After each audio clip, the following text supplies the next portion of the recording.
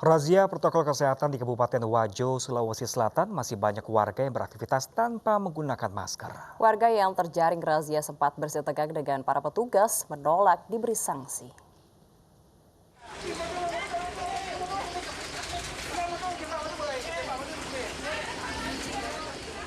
Berdalih dengan sejumlah alasan, warga yang tidak memakai masker bersitegang dengan petugas di kawasan pertokoan Pasar Sentral Sengkang, Kabupaten Wajo, Sulawesi Selatan. Warga bersikeras tidak membayar denda sebesar Rp50.000 sebagai sanksi tidak menggunakan masker. Petugas gabungan dari TNI, Polri, dan Satpol PP tetap menerapkan sanksi karena penggunaan masker telah disosialisasikan sebelumnya. Lupa pakai masker. Iya. Ditahan kita sama petugas. Iya, memang begitu sudah. Aturannya Iya. Apa tadi kita lakukan bayar 3 sanksi. Iya, sanksi anunya. Berapa kita bayar, Pak? Hah? Berapa kita bayar? Enggak, saya tahu aja 50 di. Iya, 50. Enggak. Razia masker akan terus dilakukan petugas selama masa pandemi sesuai dengan Perda Nomor 87 Tahun 2020 terkait protokol kesehatan untuk mencegah penyebaran COVID-19. Dari Kabupaten Wajo, Sulawesi Selatan, Abnar Sengkang, iNews melaporkan. Kota Depok masih menjadi wilayah laporan kasus positif COVID-19 tertinggi di wilayah Bodetabek. 95% wilayah atau 60 dari 63 kelurahan di Kota Depok masuk dalam kategori zona merah. Kota Depok masih menjadi zona merah penyebaran COVID-19. 95% wilayah atau 60 dari 63 kelurahan di Kota Depok masuk dalam kategori zona merah. Berdasarkan standar Kota Depok, kelurahan zona merah merupakan kelurahan yang mencatat lebih dari 5 kasus aktif pasien positif COVID-19 yang sedang ditangani. 3 kelurahan belum masuk zona merah ialah Kelurahan Kemirimuka, Bezi, Duren Seribu, Bojong Sari, dan Kedaung Sawangan. Kelurahan Sukamaju di Cilodong masih jadi kelurahan dengan kasus aktif terbanyak sejak pekan lalu dengan 59 kasus aktif. Nambah satu gedung aja ya, dikonversi.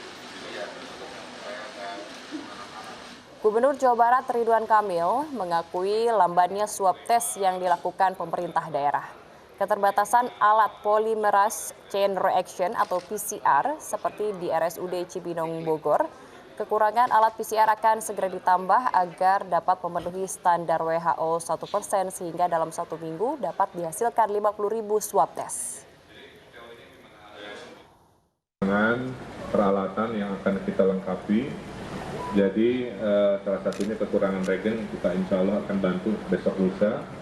Karena sampel sudah diambil tapi hasil belum diproses kira-kira. Nah itu menjadi kendala dalam pengelolaan data mana yang harus dirawat dan mana yang harus karantina diri. Ya, target 500.000. Pada dasarnya kalau ditanya Pak, atau PCR gratis semua. Ya, pemirsa, penambahan kasus COVID-19 kembali memecahkan jumlah tertinggi. Berdasarkan data yang ditampilkan di situs Kementerian Kesehatan, total kasus baru mencapai 4.850 kasus.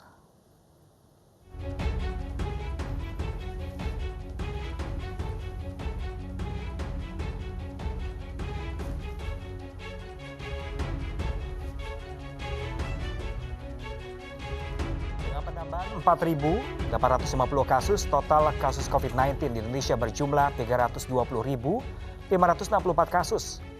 Selain itu, penambahan pasien sembuh berjumlah 3.769 kasus. Sementara total pasien meninggal sampai kemarin berjumlah 11.580 orang.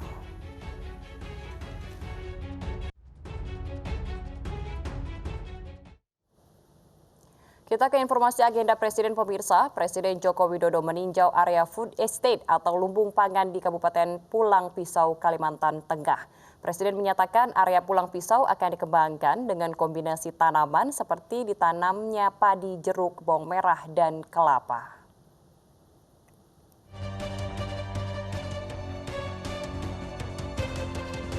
Presiden Joko Widodo Kamis kemarin meninjau progres pembangunan food estate atau lumbung pangan di Kabupaten Pulang Pisau, Kalimantan Tengah.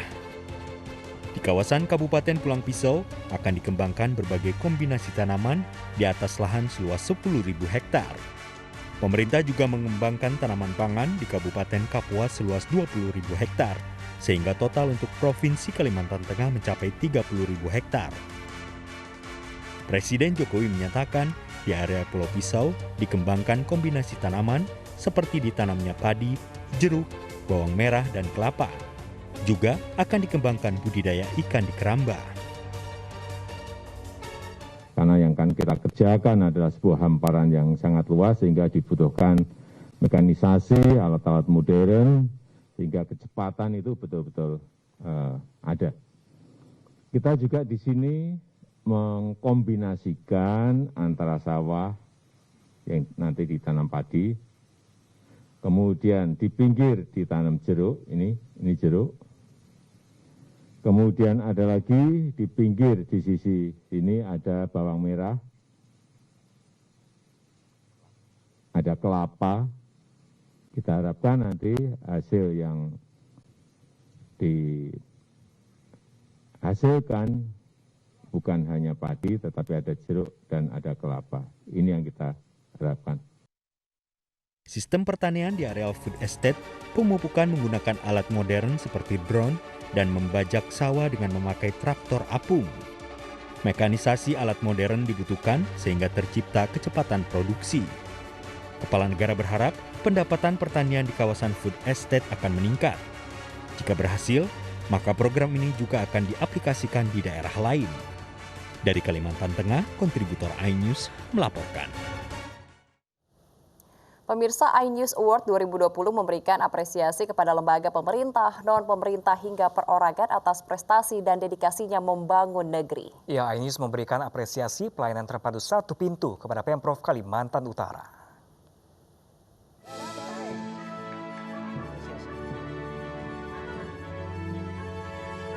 Di tahun keempat gelaran Indonesia Award 2020, iNews memberikan apresiasi kepada 28 insan terbaik dari lembaga pemerintah, non-pemerintah hingga perorangan.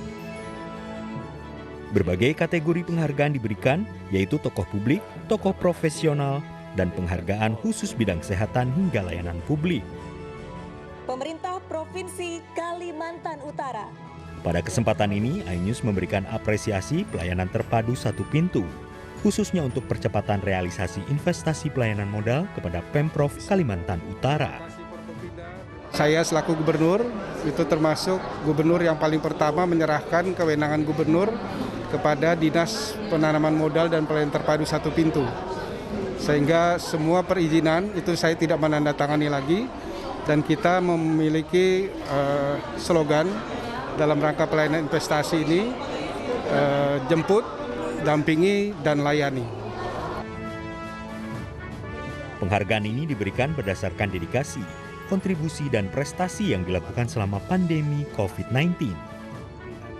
Tentunya penghargaan yang diraih akan menjadikan motivasi untuk terus berprestasi dan menginspirasi seluruh masyarakat. Dari Jakarta, Vena Malinda, Andrian Sigit Aryo, iNews melaporkan. Pemerintah Aung San Suu Kyi diminta kelompok advokasi hak asasi manusia internasional untuk memulihkan keadaan dan martabat minoritas Muslim Rohingya. Informasi mancanegara akan hadir usai jeda, tetaplah bersama kami di iNews Pagi pemirsa.